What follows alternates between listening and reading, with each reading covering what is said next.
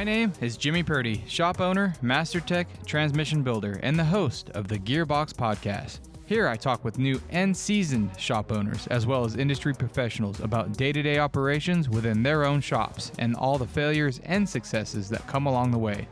From what grinds your gears to having to shift gears in the automotive industry, this is the Gearbox Podcast.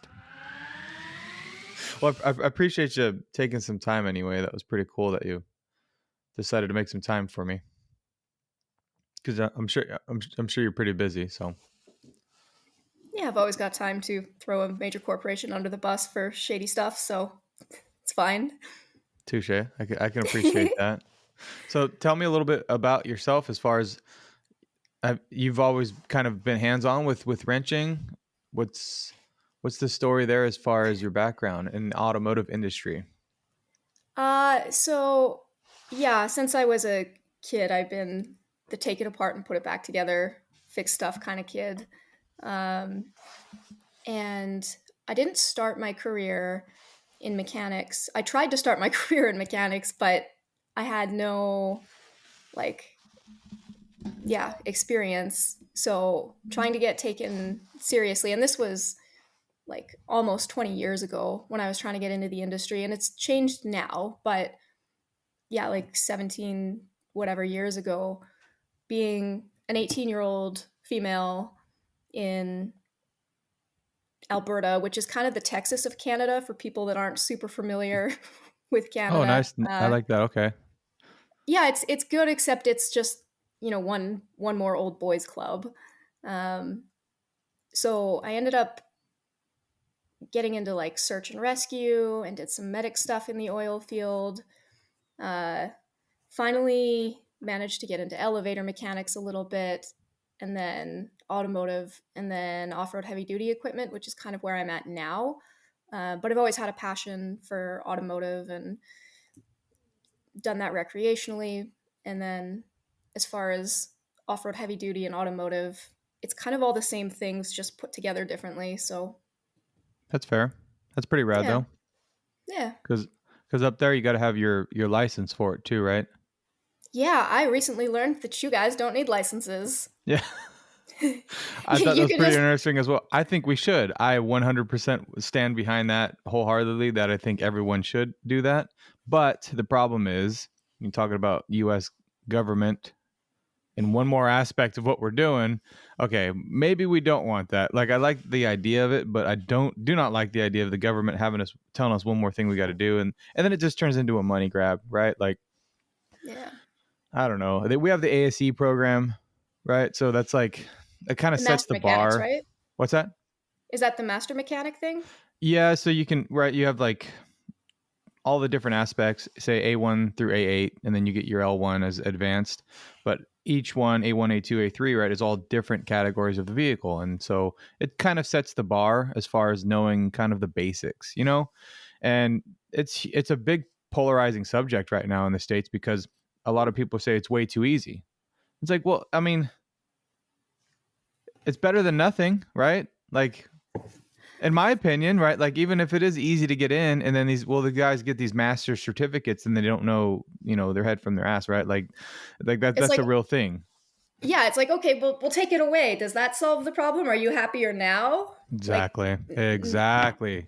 Right. Yeah. So yeah, setting the bar somewhere, like at least they can sit down for an hour and focus. That's my thing. Like, if I'm hiring a new technician, like, I want to know that they will sit down for an hour and just take a test. Like, do you have the ability to focus for an hour? Low bar is better than no bar.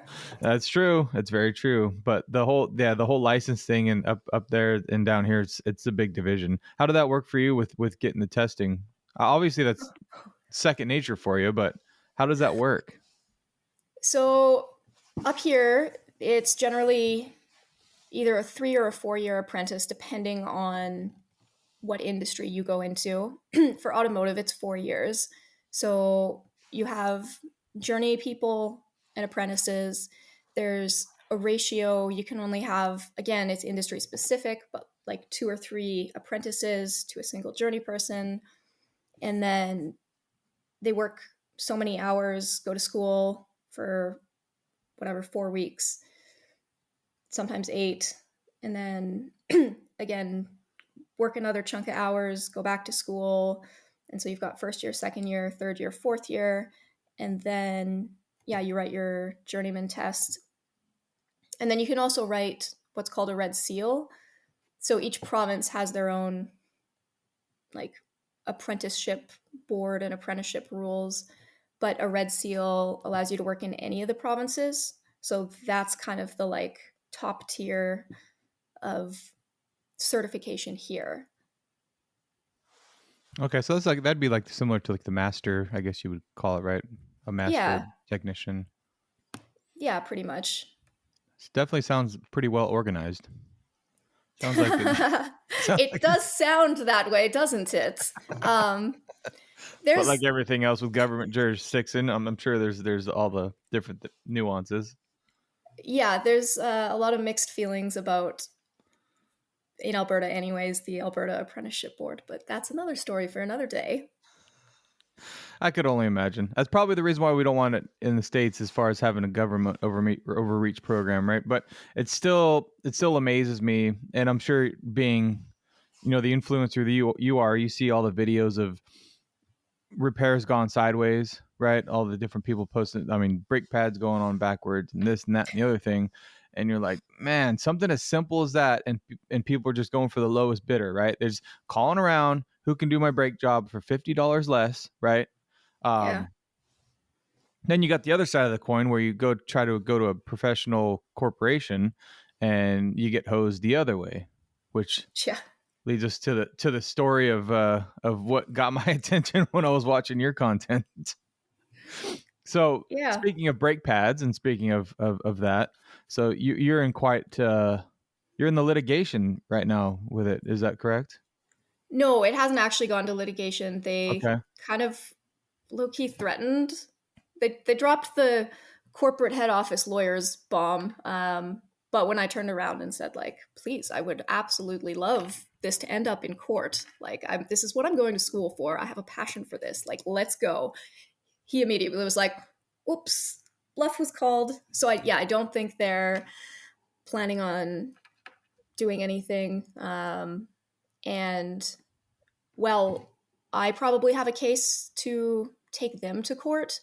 At this point, I think the negative publicity is Has all the done its karma job. they need.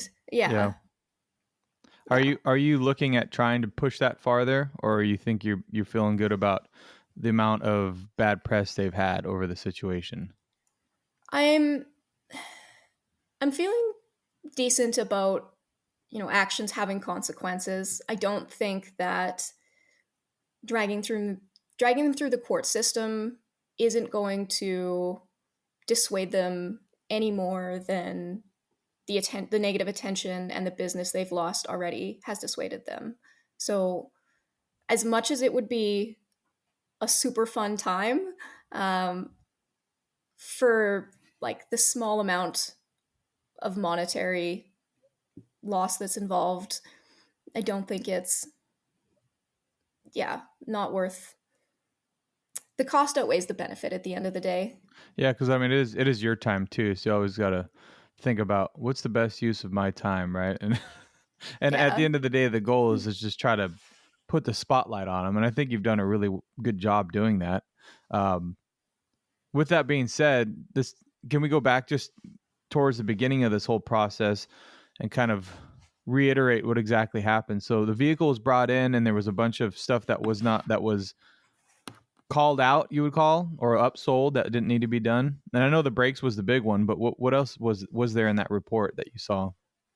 Okay, so my aunt and my cousin took their truck, which is actually my old truck, in just to get a flat tire repair. They had one tire that was leaking and it didn't even have a puncture. It was just the bead that was leaking. So they took it in and said, "Hey, we've got a slow leak in this tire. Please fix it." And they said, "Sure, no problem." They bring the truck in. My aunt looks through the window and says, "Why is the hood up?" Like, I don't know much about trucks, but I know my tire is not under the hood. That's fair. And yeah, so they're like, "Oh, we're doing a complimentary inspection." She's like, "Oh, okay." And so, they give her the bill for the the flat repair. They just put some sealant on the bead and everything was all good to go. And then they hand her. So they fixed the tire. So I guess that's one step in the right direction. Yeah, I'll give them that. The tire seems to not be leaking. So, like, 2 thumbs up for them on being able to repair a flat tire. That's fair. But yeah, they then gave her this estimate. First they told her, yeah, your brakes are metal on metal. You know, you need a bunch of parts. You've got a bunch of leaks.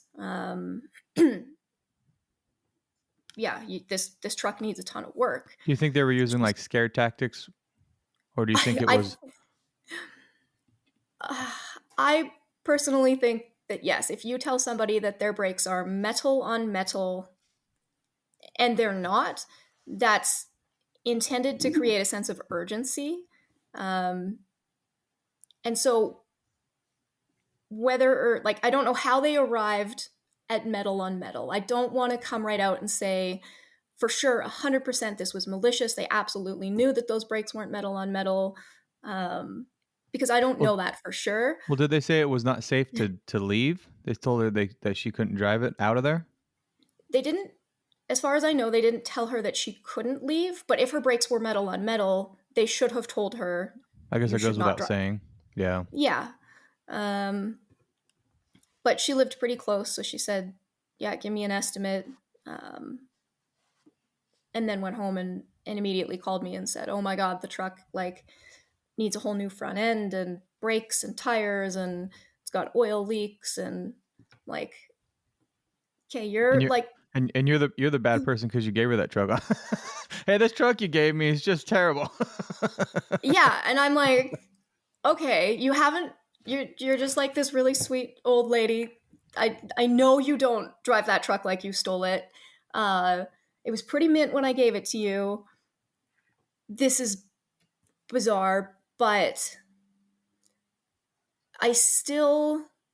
You weren't You weren't immediately like they're ripping her off. You still had a no. You still had a reservation of like a doubt, like, oh, maybe it does need some work that I missed. Yeah, so I kind of just gave them the benefit of the doubt. Like, it might have crossed my mind briefly, but I can be pretty naive myself. Like, even though I'm in it and I see it and I know it's there, I don't always jump to the conclusion of like everyone is trying to scam everybody. Absolutely. So, you're open-minded. That's a humble approach to, especially this industry. It's always a possibility, right? Yeah. And I've also, nobody's perfect. I've made mistakes. I've miscalled and misdiagnosed things in the past. Like I don't necessarily fault it. But again, at the time I wasn't like, oh, this is for sure a mistake or these parts have been miscalled. So I look at the estimate and I pull like the parts that it said it needed and I go on Rock Auto because they're like a quarter of the price of what we can get parts for up here. Sure. So I pull most of this stuff up out of the States with the exception of the brake rotors, just because they're heavy and shipping them, it ended up being cheaper to get them local. But pretty much everything else, like control arms, tie rods, ball joints, pads, I'm not even sure what else at this point, but it was a whole bunch of front end stuff, bunch of brake stuff. And yeah, I brought it all up, made the plans to go up because I live maybe about an hour and a half away from her. So I didn't bother going to see the truck beforehand because it's a 3-hour round trip and I just took their word for it. So I get up there, I take the front end all apart and oh, this is bizarre. Like the pads on this side are fine.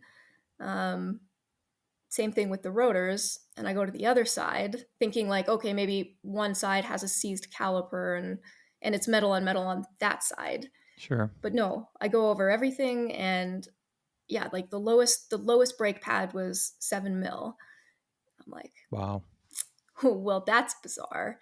And then, I start like testing all the front end suspension. There was one, I think it was a lower ball joint, had like just a smidge of play in it, like just barely moving. Everything else was tight. Everything else was fine. And so the brake pads are objective. Like you can stick a measurement on there and like 7 mil is 7 mil. You can't argue it's actually 5 mil. Sure. Suspension's a little more subjective. Someone can say, oh, like, yeah, I would call that. Someone else might say, oh, no, like, it's not as easy to measure. So Yeah. Play in a joint. I mean, you should have a dial indicator, right? And like, if you're going to call out stuff like that, know that 20 or 30 thousandths of play, that's kind of where you, but you're right with the brake pads. That's very, percentage is the way I think I've seen other places use that to kind of be a little more or less subjective about it, right? Like your 20%, my 20% could be different, right? But if you're doing millimeters, like that just cuts all that BS out. Like, see this gauge? This gauge right here shows 4 millimeters, so 7. This is what it is, you know? Yeah, you can round, 18% up to 20. You can round 26% up to 30 if you're really feeling creative. And same thing with the tires. The tires, and you know what the funny part about the tires is that truck was just kind of a third vehicle for me. It almost never got driven. It had really nice, good Firestones with lots of tread on them, but they've been on there forever. So they're starting to weather a little. And they could have fairly called the tires as weathered, but they didn't. The tread was totally fine. But they said that all 4 of them were low on tread. And they, again, objectively were not low on tread. They didn't have funny, uneven wear. They didn't have cupping. Like, the tread was fine. But if they wanted to upsell her tires, they could have and should have said, your tires are starting to weather, your tires are starting to crack. This could be a safety issue. This, like, they're old. Put the date code or something, right? Like, yeah. So the fact that they called good pads metal on metal, they called all 4 tires low tread, and then all this suspension. The other thing on there was multiple oil leaks. There was one leak at the oil pan. It was like very obvious which gasket it was, where it was coming from, but it was just the one. Nothing else was even sweating, but they called multiple oil leaks, and then they wanted time to diagnose that. They also, her high mount light for the box was out, and they wanted half an hour to diagnose that, which was a burnt out bulb, which is what it is 99% of the time.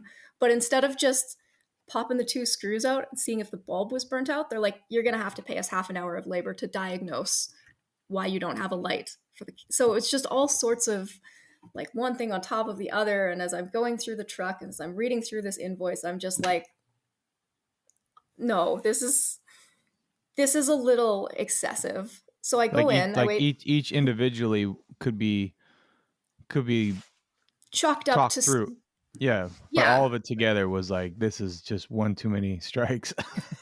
Yeah. And I told him when I went in too, I'm like, if it was just the brakes, or if it was just one thing, I might assume that, like, somebody wrote down a 7, but it looked like a 1. And so, like, the service writer might have gotten confused, but it's the entire invoice. There's nothing on here except the one ball joint that I'll give you. That's remotely accurate. Yeah. That's that's remotely accurate. And again, I've brought you the brake pads. Obviously, I'm not like bringing you the whole truck, so we're not gonna sit here and argue about whether the suspension is good or not. But like, you cannot in any world tell me that this brake pad sitting in front of you is metal on metal. And he was kind of flustered. How did that I'm going to commend you for going back in and calling them out, right? Like that takes a lot for most people, and I appreciate a negative review for my shop because it like I will never know unless someone comes back, right? The problem is Yeah. 95% of people out there are just like don't have the time or don't even want to deal with the confrontation, right? They're like, you know what, I'm just going to go ahead and move on with my day. And that doesn't give me the opportunity to fix it. And the one thing I want to do is fix it if I screw up, right? So I commend you for going back to try to, to show them what went wrong. But how did that look going into when you get back there? Were you able to talk straight to the manager, or how did that go? So when I went, it was actually one of the two owners behind the counter. So I just immediately Conveniently, okay. conveniently walked in and started talking to the owner. And yeah, it was a, hey, this is what happened. She brought her truck in for this. You guys did this. Um, it's not right. And he he had a lot to say. That that the service writer who did that estimate, because this was on a Friday. No, sorry, this was on a Monday. And he said, oh, Friday was that service writer's last day here. So yes, we can't talk to him. Like, okay. So then he finds the tech and goes in the back and talks to the tech who called all these things and comes out and says, yeah, the tech is adamant that he didn't call these pads. And then he goes on to say that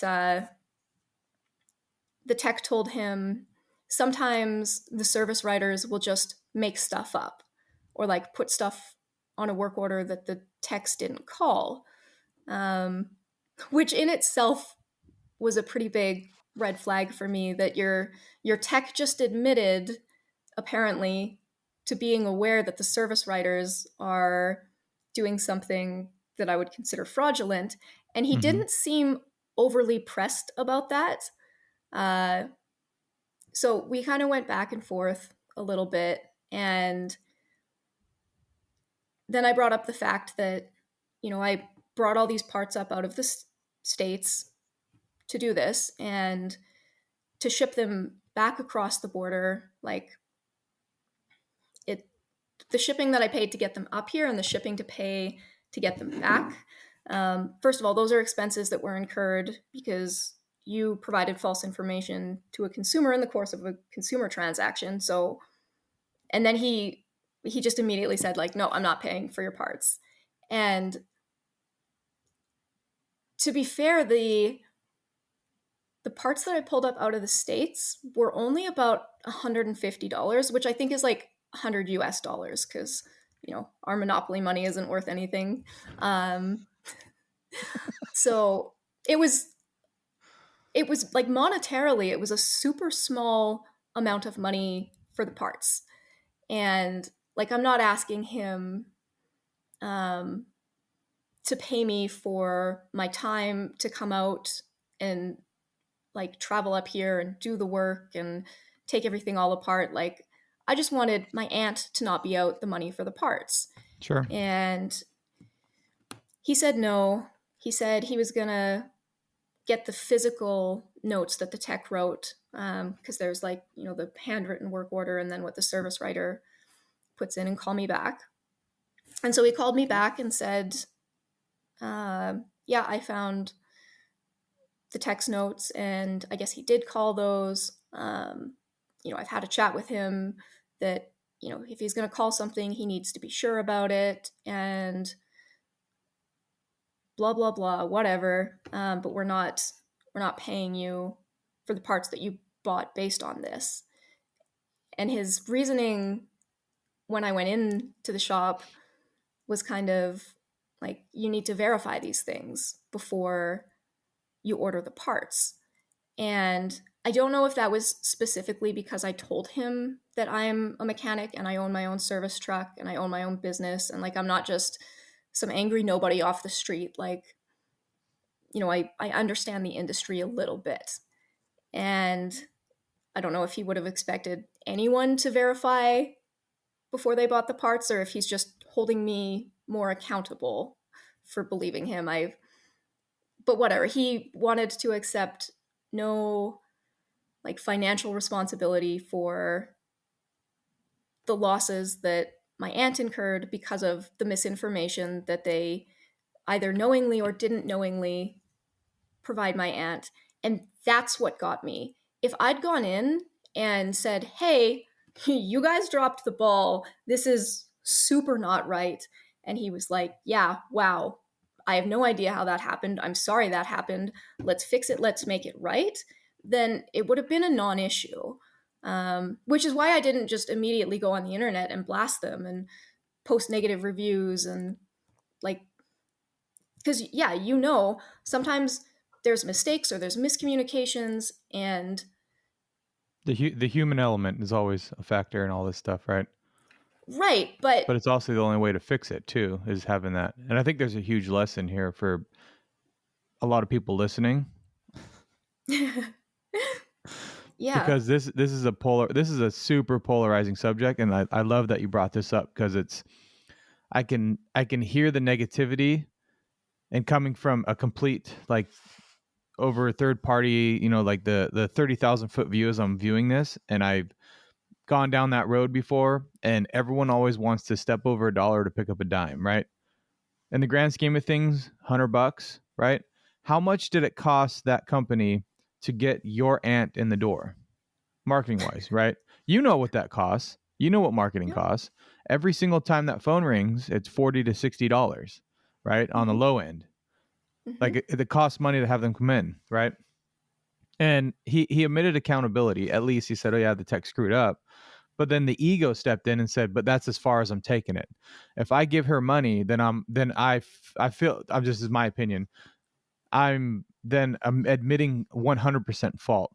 Like I feel like from what you're telling me, like he had enough to like accountability to say, "Yep, the tech screwed up," but he would not point the finger at himself and say, "This is my shop, and I'm gonna cop up the money to pay for our mistake," right? Like he just had enough to say, "Well, the advisor might have done it. Oh, you know what? It was the tech," and still the ego would not let him admit that it was his shop that screwed up. And that's where that handing you that check would have admitted 100% that he was at fault.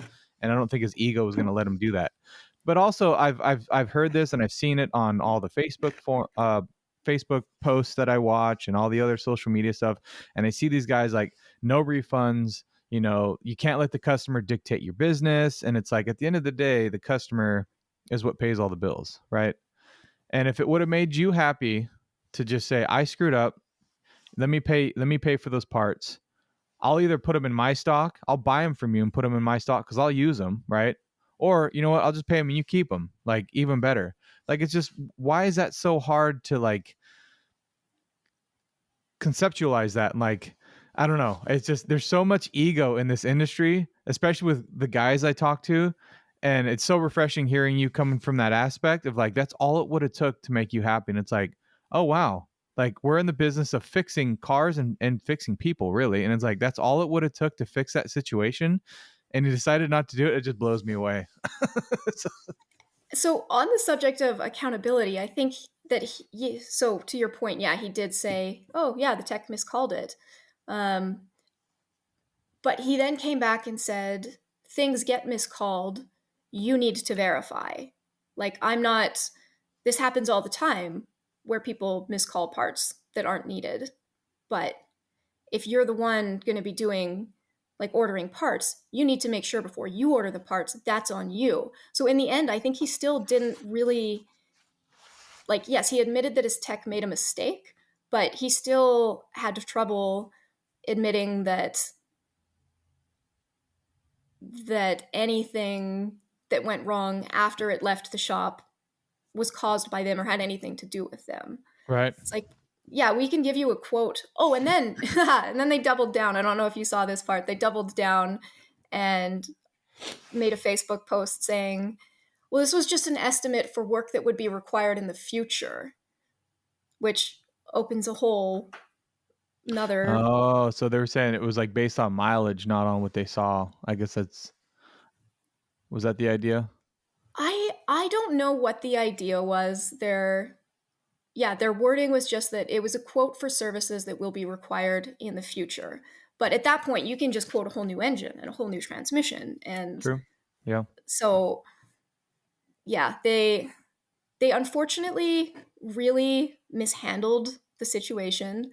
And obviously, this isn't the first time this has happened. They already have some pretty gnarly Google reviews. They've got, I think there's more than one Google review of a wheel off on the highway, Mm. which, yeah, they clearly haven't had a great track record so far, but I don't think they've really been held accountable because nothing's really changed. So I'm hoping that, yeah, this motivates them a little bit. It's unfortunate that it had to play out this way, but sometimes when you're dealing with people like that, it's the only way that there's going to be any sort of change. Yeah, kind of going over their head in a sense, especially with a corporate structure like that. It's a tough situation, right? I mean, this is like one of the another polarizing subject in some of the groups that I run with, right? And as far as auto shops owners and doing the DVIs, right, the digital vehicle inspections, and it's one of the big things that it looks like we're just trying to upsell a lot of stuff, and it's shops like that that gives that process a bad name, right? One of the things I like to do is charge for our inspections. That way, we're not trying to upsell stuff to make up that lost time, right? Because if you're doing a free inspection, like who's getting paid for that? How are we getting paid if everyone in the shop's doing a free inspection? It's the tech's Yeah. time, it's the advisor's time to write it up. So immediately the first thing you start thinking of is the advisor is going to start calling out stuff that maybe the tech didn't see just to try to sell that ticket, or vice versa. The tech could start calling out stuff. Man, this car is way too clean.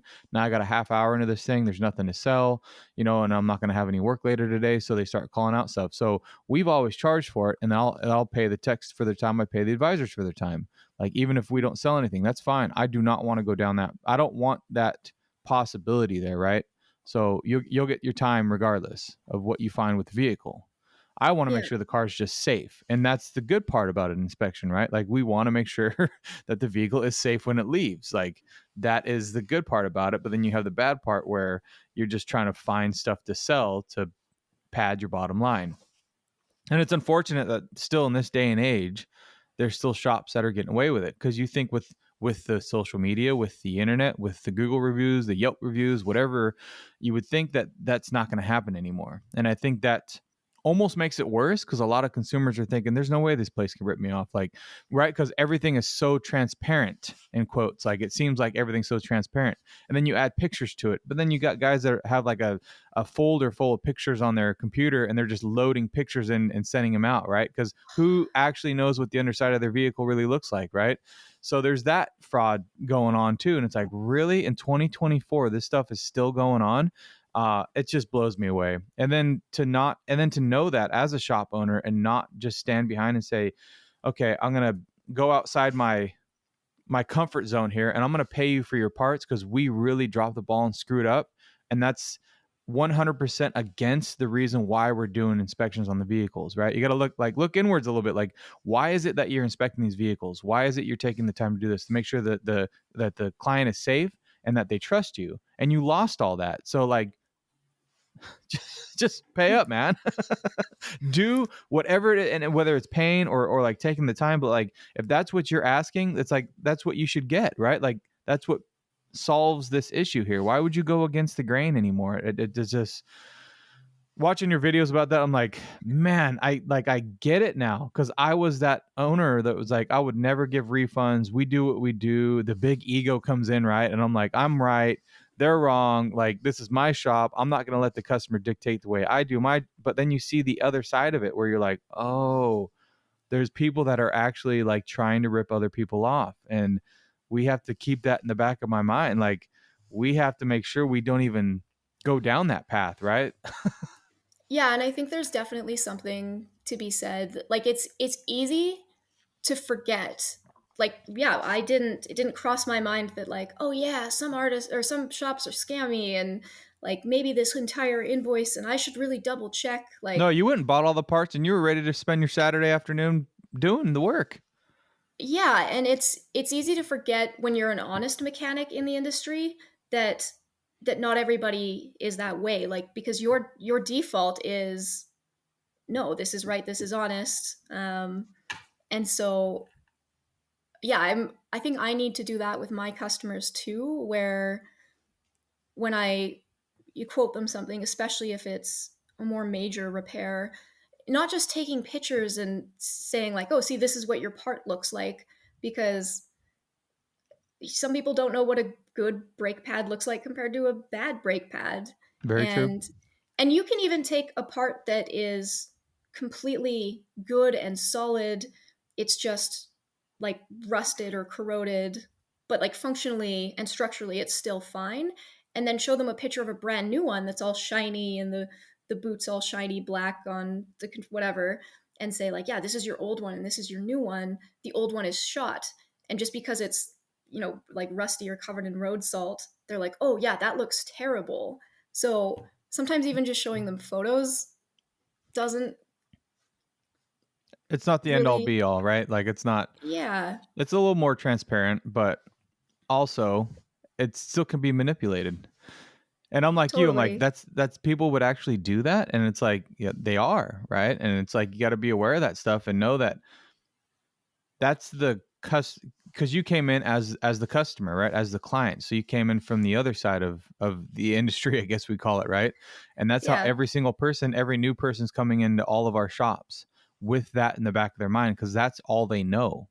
And it's really, it is unfortunate that we have such a stigma in the industry that as a new customer somewhere in an automotive shop, your first instinct is that you're being ripped off, Yep. right? But it is. And so we have to do everything in our power to make sure that we are standing behind what we're saying, what we're doing, right? Like 100%. And sometimes you screw up. And even though maybe in his mind, it's not that big of a deal. This happens all the time, right? And you and I both know that. Yes, it does happen all the time, but you're not Yeah. making it right. Yeah, You know what I mean? that's the thing. I was fine with the fact that they made a mistake. That's why, I didn't go in there screaming and yelling and saying, I lost like a whole day's worth of revenue running my truck to be here and to do this, and like I want $2,500 compensation because you guys are lying pieces of garbage. Because if somebody came at me like that, if I'd made a mistake, I would immediately get defensive, and like rightfully so. But yeah, it's what am I trying to get at here? Well, He, it's kind of a fine line between wanting someone to stand behind and be accountable and then just being a money grab, right? And so yeah, that's the big thing for me. And I have the same issues in the shop as well. And I appreciate someone coming back and giving me the opportunity to make it right. But I also have people that will just email me, say, I want my money back. You didn't do this job right. I'm like, can I see it? Can you bring it back so we can like make this right? Nope. I just want you to send me a check. Okay. So no, like, and that's the other side of it, right? Like that's a no for me. Okay. That, if you want to bring it back, I'm more than willing to like have the guys do what they need to do. I'll go out there personally and do it myself. If I find out that it's beyond and you don't want me to touch it, the vehicle after that, I get it. Like I'll pay it, but you need to come back so we can have a conversation together. And I yeah, have people that don't do that. They just want to email me, call me, and just say, I want my money back because you didn't do this alignment right or whatever.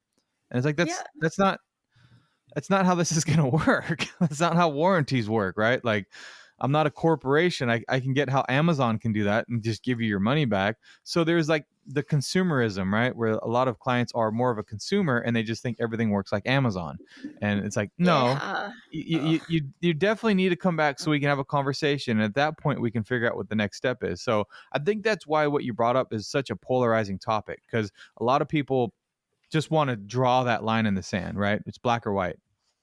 I'm And either gonna, yeah, it's a bit of a double-edged sword in that the the infamous ever since, like, yep, ever since you, yeah, put air in my tire, my transmission started making a noise. And I get I get people conflating causation and correlation, like that's a tale as old as time. But the customer sometimes doesn't know, like, they might have a legitimately deeply held belief that what they're saying is accurate. And so, like, sometimes it is and sometimes it isn't. But when that customer comes in, they always think that they're accurate. Like, not always, but most of the times when somebody comes to you and says, you screwed this up, they're not doing the tire craft thing. They're not like blowing smoke up somebody's ass. They're Oh yeah. They truly believe that there's something wrong. They're not there just for their good health. they're, right. And they're not so, bringing their vehicle back to you because they have nothing else to do. Well, maybe there might be a small percentage of people who have nothing else better to do, but for the most part, you're right. Like they're coming back because they really feel like they were wronged. and I think that that's also part of why it's so polarizing, especially within the industry, is I think a lot of times the customer isn't right, which is like the worst thing that you could possibly say. Well, it is, but that's okay. Like I think that's what the main thing here is, right? Like they're not always right, but that's okay. Like, and I think a lot of people just take that and then they get upset, and then the ego comes in and they're like, "See, told you were wrong." It's like, well, no, just clearly communicate and explain the situation so they can better understand it, not just for you but for the next service center that gets to handle them. Like use that as a Yeah. learning opportunity, right? And I think that's lost, and I'm not going to say I do that every time. I have the same problems as everybody else, right? And I have the ego come in the way, and it becomes all of a sudden becomes a pissing match, right? And we're like trying to like prove who's right and who's wrong, and it's like, well, hold on a second here. We're the professionals here in the service industry, right? So if we know our craft well enough, we should know it well enough to be able to explain, to get someone to understand it, and I think that's a lost art in this day and age. No one's Yeah, wanting to take the time to clearly communicate that stuff. it really is a lost art. I have I'll go off on a little tangent here, but I had a situation with another shop here locally, and they did a service on a transmission, and I don't know all the thing, but the main thing is the transmission started slipping, right? Started having issues. Okay. And he's like, I think I'm gonna buy a used one. Well, I'm like, dude, just bring it to me. I'm a transmission builder, man. Like, why didn't you just call me like 2 weeks ago when this started happening? Well, this, that, and the other, right? I just didn't want to bother you. And I'm like, dude, just bring it in, and so I can just get it done for you. Pull out the trans, bring it to me. I'll put it on the bench. I'll tear it apart. I'll find out what happened. The overdrive clutches were burned up. So I go through it. I do my thing on it. Well, the valve body, there's a switch solenoid switching valve. It's on an RFE trans and a Dodge, and they're super common for the solenoid switch valve to wear out the bore. And it was like severely leaking. It was really bad. So I had to ream it out, resize the bore, all that stuff. Anyway, I do my thing, put it back together, give it back to him. Well, his customer had come to my shop because this was on a Wednesday. And he's like, I need to go camping with my family on Friday. They've had my truck for 3 weeks, and I need you to get this transmission done so I can go camping on Friday. So obviously it's like, like, take a step back here a little bit. Like I've had about 2 days so far on this thing, right? And so I get it back to him the next day, and I think he went on. It was his last Friday, so I think he ended up going on his camping trip. Everything's fine, but I'm explaining to him, like, look, I'm just trying to help my friend out because we're all trying to help each other out. This is what we're doing. And so I just wanted to explain to him, hey, look, so what I found kind of indicates that the transmission just kind of failed on its own, because he was bad mouthing him, oh man, I've used him for years and I can't believe you can just screw up a transmission service like that. I'll never go back to them. I just can't believe he's just not competent. And he's going on and on and on about it. And I just was like, look, I just want to explain to you what I found. But it's like he just didn't want to hear it, right? And I'm like trying to explain, like, I don't 100% think that the service is what caused the failure. Like there was other things that I found that might have contributed to it, right? And it was just interesting how he was just so adamant, even though he was a loyal customer for the last 10 years to this guy.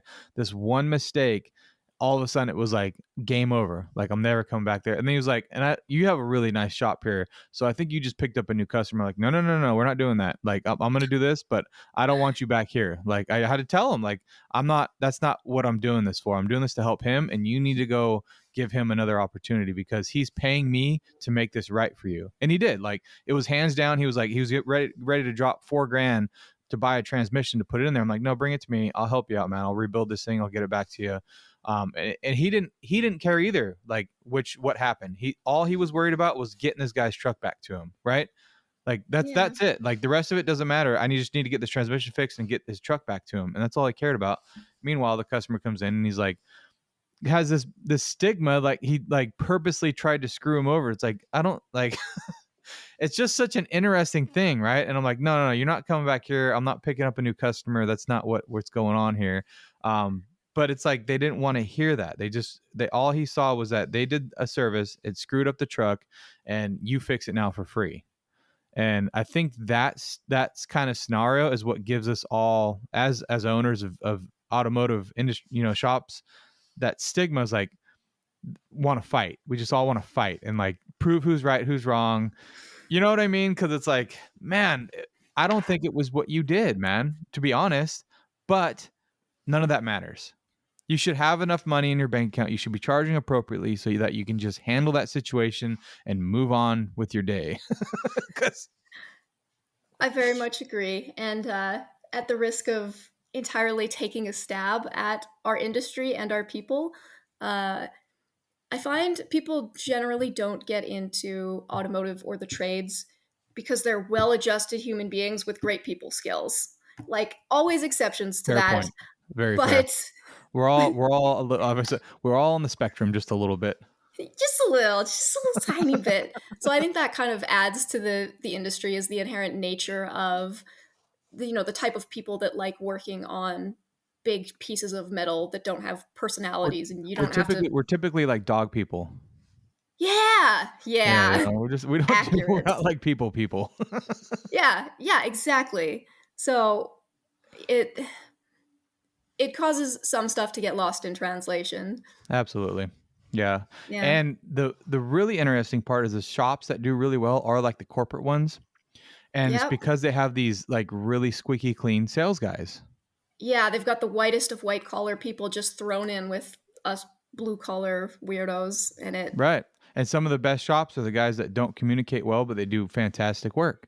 Right. But then the shops that actually succeed and do well are kind of like the opposite. And I don't want to, throw anybody under the bus either and say like it's one or the other. There's a lot of gray in there, but I've noticed that too. And it's a lot of these big corporate. Firestone's a big one, right? Where they just put a team of really good sales advisors up front to just make people feel good and appreciate, oh man, this is really nice, and makes people not even care what's going on in the back of the shop, right? Like, I don't care. I mean, they're so nice up front. That's all I care about. And it's really interesting for me over the years to really realize that and like understand it is about fixing the car. Like that's what we're doing. We have to fix the car, but it's not all that it's about. Right. Like for the longest time, I wanted to be the best transmission builder. Like I was going to put all the best stuff in it. I'm going to make sure this thing, never is going to fail. And no one sees it. Like literally no one sees any of that stuff. And all they care about is they get in the car and it goes down the road and they leave with a smile.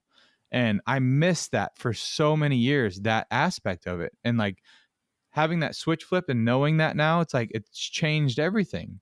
Like, man. And it's really sad because it's like, I really enjoy the craft, and I'm sure you do too, right? Like really enjoy getting there and fixing the problem, but it almost like it doesn't matter. Yeah, I love a good high quality fix with everything done to the like all the T's crossed and all the I's dotted and like everything great and pristine, and it takes twice as long and it costs twice as much to get like the premium parts. They're going to last twice as long, but at the end of the day, somebody brings something in that's broken and you fix it in a way that's going to make it last a year, or you fix it in a way that's going to make it last 5 years. They don't care. They brought it in broken and it's leaving functioning. It doesn't super like it's a really unsexy thing to spend money on a transmission rebuild. Like that's like the least sexy way you can spend your money. So True. Yeah. they just, yeah, they unfortunately don't see what we see, and it's easy to forget that. Mm-hmm.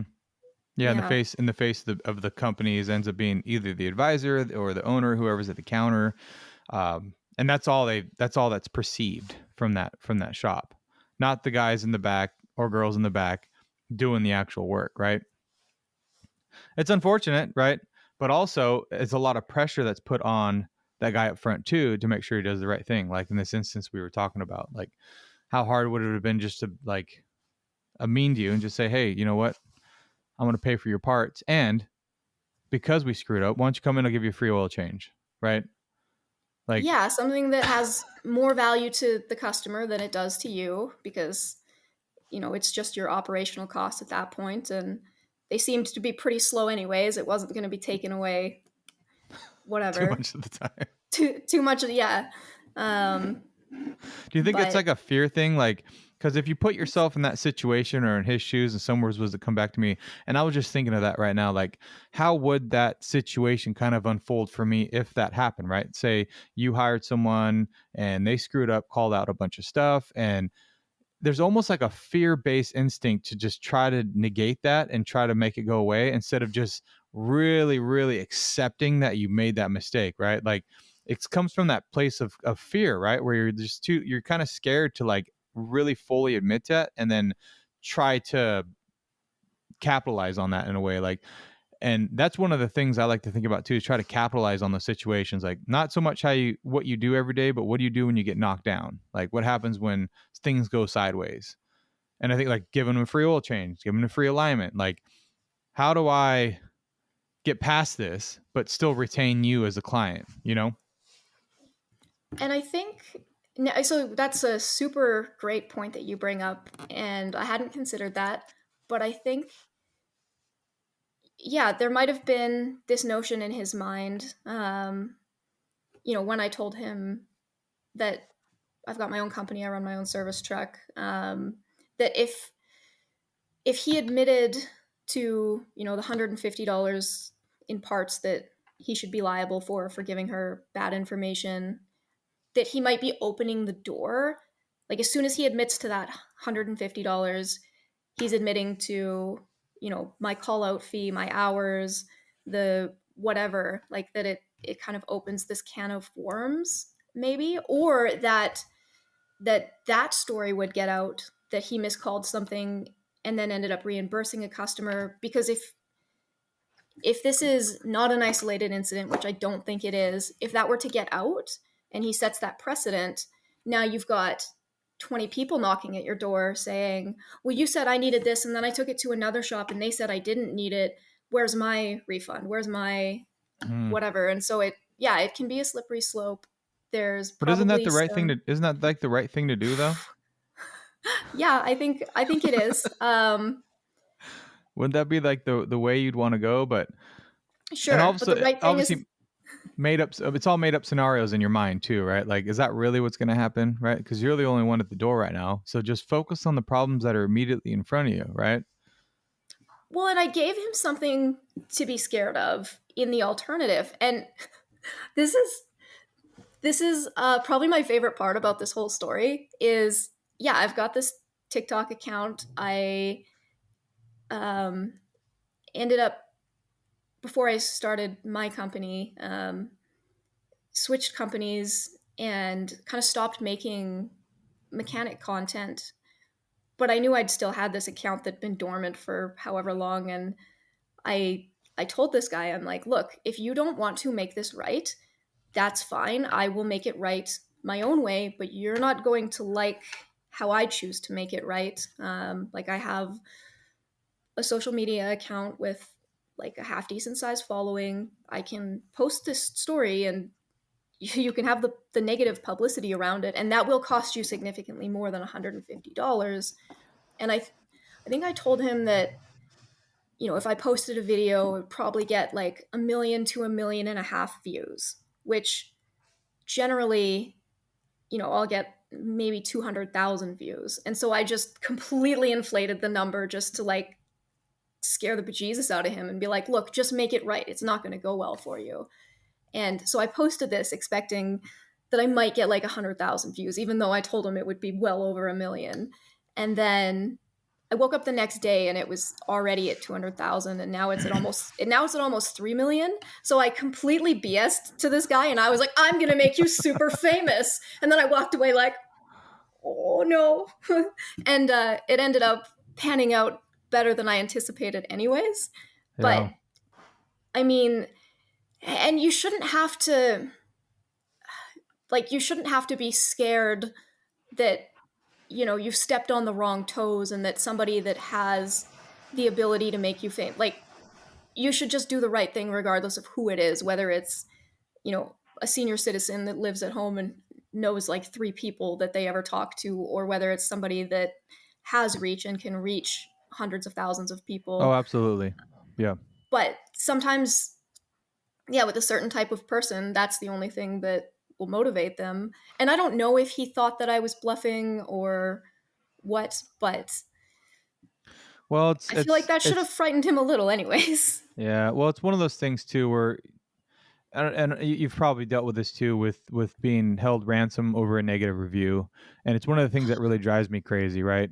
um and if it comes to that, then it's like, write your review, because you know what, the Google algorithm likes when you're at a 4.8 not a 5, so I could use a couple negative reviews. And I know that's pretty Right. egotistical to say it like that, but it is. Sometimes it's like being held ransom over a negative review. It's another thing that's not black and white, right? Like sometimes they're out of line. Like, what are you talking about? Like, why do you have to threaten me to get what you want over a negative review? Like, it's obviously not going to work out. Like, so when you bring that up, it's obviously kind of sets the tone of like, where it sounds like the other way, right? Where you're like trying to get in there and you're trying to hold someone ransom over the fact that like you're going to take this and you're going to give them negative publicity or else, right? But there's a Yeah. lot more nuances to the story, right? Like they were actually wrong. Like there was actually wrongdoing in that situation, right? And a lot of the time there isn't, and people will use that, Yelp, oh, I'm going to put you on Yelp, or, if you don't give me my money back, then you'll hear about me on Yelp. It's like, really, man? Like that's what we're using in this day and age. Like you can't just come have a conversation, but you went and had a conversation and tried to make it right, and the next best step was that. So I know it seems like if someone's listening, like it sounds like you were doing that, like as one of those, let's call them the bad customers, or what do they call The them, the bottom Karens. feeders that go in there. But it's like that's not the situation at all. You were using it appropriately to try to make sure that like the next one in line, someone's mom, someone's grandma, someone's aunt doesn't get ripped off. Like that's the main thing here, right? Yeah, there's people that use negative reviews as a shield, and there's people that use negative reviews as a sword. Like some people just want to take a stab, and Nice some analogy. people, Yes. yeah, some people want to protect other people. And yeah, you can see patterns in reviews. If there's a stellar shop, and then one negative review, and you can tell that this person's just unhinged and off their rocker. And I love, nothing brings me greater joy when there is a Karen customer that's trying to use a negative review as a sword and goes on like Facebook or something and makes this post about how awful this company was, and everyone immediately sees right through it and sees what's happening, and it's just like a local business and everybody knows and loves this business, and the OP just gets drug through the comments. uh, so I mean, there is a little bit of natural justice and court of public opinion to kind of wean out the legitimate negative reviews from the, I'll call them illegitimate negative reviews. But Well, it's like what you're trying to accomplish, like doing all what you're doing with this situation.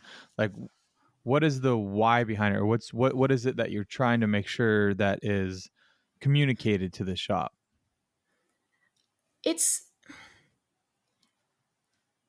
it's not about communicating to the shop so much at this point. Like I'd tried to communicate to the shop. Anything that was communicated to them kind of after I posted was by proxy. The the reason for making this specific story public is because I learned a long time ago that if you see something that's not right and you don't say or do something about it, you're partially liable when it happens to the next person. Like if you just take the easy way and, are like, oh, I don't want a confrontation, I don't want to deal with it, all you're doing is passing the buck to the next person because the same thing is going to happen. So yeah, this wasn't so much for the company as it was for anybody else that, yeah, might fall victim to the same scenario. Right. Yeah. Someone's got to stop the pattern, and it's like, That okay, I'll throw one caveat in there. I forgot about this part.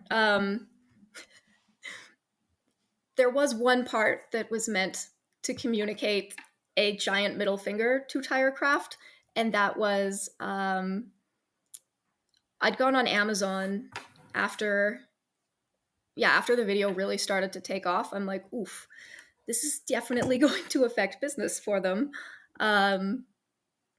because there's still like I try to be nice and reasonable and like cooperative and mature and professional, but every once in a while the like cheeky petty stuff still comes out. And so I went on Amazon and I bought the like this is most going to be recent good. version. I bought the most recent version of the Bankruptcy and Insolvency Act of Canada and had that shipped to them. So the message to the shop in that was, so in all fairness, I need to clarify that part. Nothing Yeah. like a little jab to the side, I guess they call it, right? Like, here you go. Yeah, Just a little immature, but just for the fun of it. also hilarious. I mean, I needed to have my fun in Well, all of this, if and you that can't was have what any that fun with was. it, then what's the real purpose, But Yeah, but yeah, to your point of like making sure the next one in line is not affected. I think, and you being in a service professional in the industry, like it's important that you bring it up to. And when we started this, I appreciate when someone comes and tells me or leaves me a negative review and gives me the opportunity to make it right. Like that allows me to make sure that I don't screw up again, right? And so yeah, that's the idea behind it. And it's like whether it's an employee or a business or a vendor or a salesman, like I got guys come in that try to sell stuff to me all the time. I'm like, look, man, you need to email it to me, right? And it's like they get persistent, and I'm like, look, if you need to sell it to me this bad, it probably means that no one else is buying it, right? So then I yeah. don't want it. Like, and just having these conversations and just being blunt and honest about it, it's important. And it's probably hard from your position as a woman because it comes off totally different than when a man does it, right? Um, and my wife has that same problem. It's like she's very straightforward and blunt about some stuff, and it's taken in a completely negative connotation. And I don't know if this had any effect of like your situation when you went in there, but watching your video, you're very calm about it. It wasn't like you were yelling or screaming. You weren't demanding for a lot of stuff.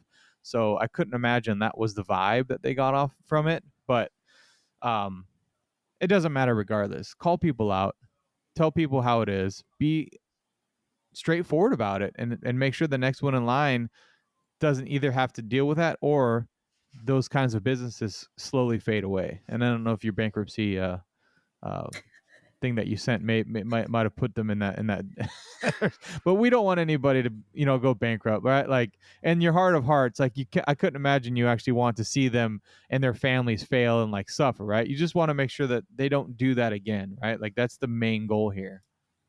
No, and I'm sure the guy that I talked to is great as a technician. Like I'm sure that you like you give him something and he can fix it and everything's good and hunky dory there. Um, but as far as owning a business and being customer facing and solving issues like this, I think that, he needs to not be the person that owns the business that's responsible for these things. Yeah. So, yeah, like I don't want, to see his whole life fall apart by any means. But I don't think that that business should exist in the structure that it does. Yeah, conducting itself the way it is, right? Yeah, you need those like shiny white collar fancy salespeople that you talked about.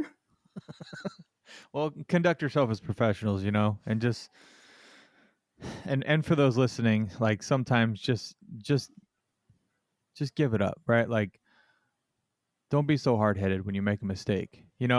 And that's one thing Mhm. I'm a lesson that I'm learning this morning talking to you is one more thing that's reinforcing that for me is just make it right. In the grand scheme of things, you're talking about refunding $150, $200, $300 even. In the grand scheme of a year long in revenue, like you should have no problem just making that situation right if you're charging appropriately and you're doing what you need to do. Like just make it happy and put your ego away for 5 minutes and look at the bigger picture. Um, and sometimes for me, it's looking at like the numbers and like I said, with marketing, like $60 to get that person to call your shop and come in, right? How many people especially now with your platform, how many people are how much money is going to cost now that you got 3 million people looking at this video and not going to go to that shop? Like the impact there is, I mean, that's too much math for me to do on the fly, but it's definitely an expensive hit, right? Over 199 or $200, whatever it is you were asking, that they were clearly wrong about. So I don't know, it's I draw the line in the sand when they don't give me the opportunity to make it right. Like if you don't want to come back, give me the opportunity, then I'm not doing anything for you. But if you come back, we screwed up. It's time to open my checkbook up a little bit more and say, look, I really screwed up here. I'm going to do this or this for you to make it right. Because that's what it's Yeah. about. Especially now in the economy that we're in, you're probably not having too much better up there, but it's not the greatest state of affairs for us in the states now with the election and everything going on. So anything you can do to help people give back is important. Yeah, and I think it's not always just about the checkbook either. And yeah, a lot of people just want money back or they want a discount or whatever. But I think there's also something to be said about just acknowledging, because he kind of acknowledged, but then he kind of spit it back at me. If he had just said, um, like, I'm really truly sorry that this happened. This is like unbelievable to me that this happened, and he was just profusely apologetic, but was like, I understand that you bought these parts that, and you have all these like shipping charges and whatever, and like I would really love to help you, but I just can't. Like I just can't reimburse you for that for a whole bunch of reasons, but I am like so super incredibly sorry. That might have even been enough for me to be like, okay, like, this, like, you truly have remorse over this. You feel bad. Something is going to change. Uh, yeah, money is good and quick and easy as a solution, but um, sometimes there's other solutions for whatever that's worth to I think I whoever's think that's a lot. listening. I think that's a lot harder for than just a Yeah, yeah, absolutely. for Yeah. us guys. That's really hard. I'd rather just pay. Everything you just said sounded really hard. No, It's true though. but It's so true that, like, but yeah, if there's somebody out there that's like really super stingy that just like refuses to give refunds or discounts or whatever, just be a yeah, if little you're that, be genuine about it. yeah, Be genuinely apologetic. yeah, But again, it's probably easier just to pay. probably. Well, I appreciate you to telling your story. This is awesome. And if you're looking at that tool girl is your handle on Instagram, TikTok. Yeah, You're on TikTok, right? Yeah, that's right. yeah, That tool girl. Check out the video. yep. Check out the story. You got any updates coming for us on this whole debacle, or are we? No, I think the waters have kind of smoothed over. They might come back at me with litigation down the road for who knows what, but it's kind of been radio silence for the last little bit. I haven't really heard anything. They haven't, actually, I don't know if they've posted anything more on Facebook because they blocked me. But Hmm. yeah, I don't think there's too much more coming down the pipe. But I will definitely immediately go to TikTok if if anything new and exciting happens. Well, go like and add her on your TikTok. Follow so that you can get any updates. Because the last time I was watching it, I thought it was going to litigation. I'm like, oh, we're going. Oh, this is gonna get good. This is like watching court TV. Here we go. Everyone's worst nightmare. Oh, so we've got to go to court over this. That sounds terrible. Sounds like fun to me, but I'm a little mentally unwell that way. Aren't we all? Yeah. Thanks again for your time. It was good to have you. Thank you so much for having me.